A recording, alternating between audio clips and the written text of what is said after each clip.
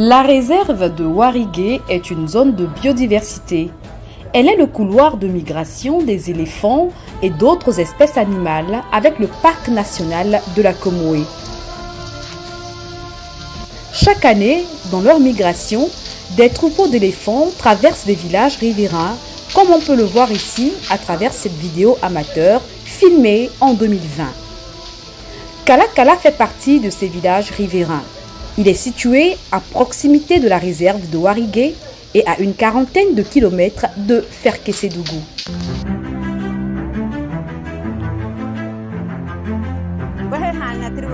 Dans le village de Kala Kala, les femmes jouent un rôle passif dans la gestion de la réserve de Warigué à travers l'association intervillageoise pour la gestion des ressources naturelles et de la faune. Leurs activités se concentrent essentiellement dans la zone agro-sylvo-pastorale ASP.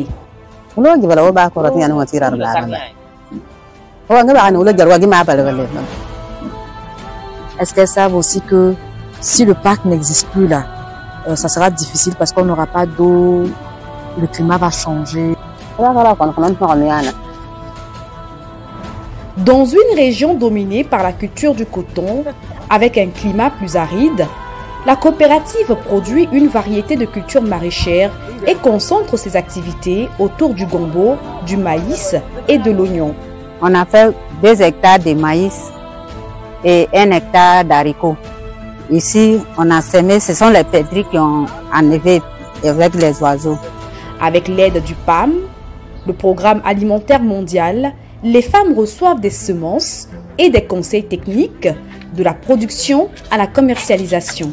En retour, elles soutiennent la cantine scolaire du village et affectent l'autre partie de leur production à la consommation et à la vente.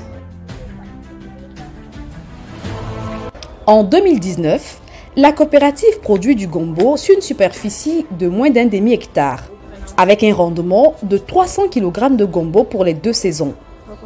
En 2020, le maïs hybride cultivé sur 2 hectares donne une production de plus de 2 tonnes. Tandis que le maïs local est cultivé sur 1 hectare et produit autour de 800 kg. Tout ce qu'ils vont nous donner, les partenaires vont nous donner l'engrais, le matériel pour l'agriculture, on stocke aussi. Notre production, quand on quitte avec ça au champ, pour venir, on pèse.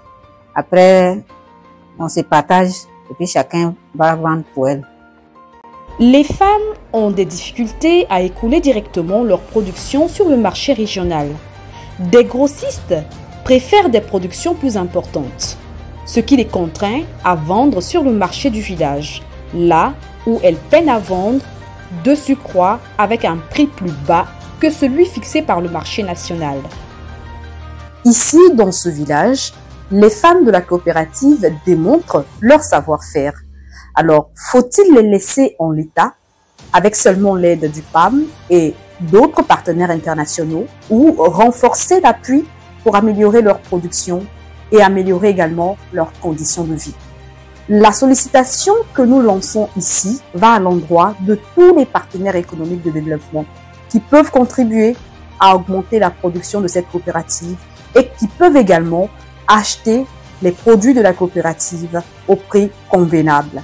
Vous aurez le contact, l'adresse pour contacter directement la coopérative afin d'aider les femmes à veiller de façon directe ou indirecte sur le parc national de la Comoé et sur la réserve de Warigué, parce que ces espaces-là sont les piliers naturels qui permettent encore à notre climat de conserver sa stabilité. Donc, maman, bravo à vous pour ce que vous faites. Beaucoup de courage. Voilà, je vais tout mettre en bas. Merci beaucoup. Merci. Alors, mesdames et messieurs, je tenais à vous montrer ce barrage qui se trouve à proximité du champ de la coopérative des femmes du village de Kala Kala, parce que ce village regorge d'une variété de poissons d'eau douce, des tilapias, des silures et d'une autre variété. Et donc, je vous dis que vous pouvez vous rendre dans ce village d'abord pour le visiter sur le plan touristique, parce que juste à côté, vous avez le parc national de la Comoé, et puis vous avez également la réserve de biodiversité. Ça a été un plaisir pour moi. Je vous remercie. À très bientôt.